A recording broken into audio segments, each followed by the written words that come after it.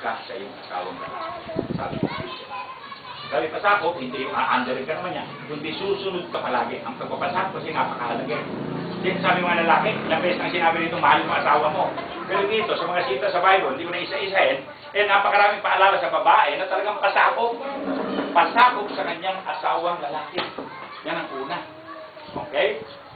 Sino pa dito tatanungin natin? Sister, nagpapasakop ko sa sweetheart mo. Yun. Pag sinabi niyang wak. Pag sinabi niya. Siguro si Halang. Nagpapasakop ko sa kanya.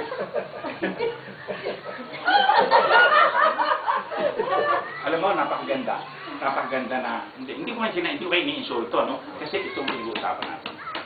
Kailangan ibigay mo ang karapatan ng sweetheart mo. Kahit nandito, kahit na sinong nandito.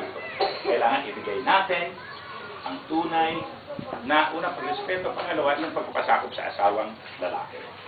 Okay? Kasi, pagka hindi mo ginawa ito, magkakaroon tayo ng tinatawag na problema. Okay? Kaya ito, sabi nga rito, kailangan pasakop at ikaw ang talagang susunod sa asawa mo.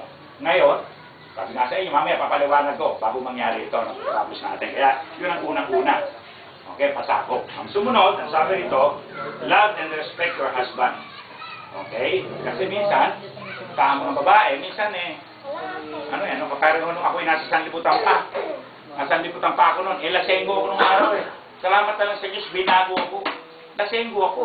Minsan dumadating yung asawa ko, kukunin yung pitchel namin, ibubuo sa ulo ko. Wala na akong magawa. Diba? Kaya talagang gano'n. Sigalang ninyo sa inyong asawang lalaki. Bigyan nyo siya ng tinatawag na pagpapahalaga na huwag mapahiya sa ibang tao. Kasi pag napahiya ng asawa nyo, kakalat sa buong barangayan. Diba? Gusto nyo ba asawa nyo mapag-chismisan?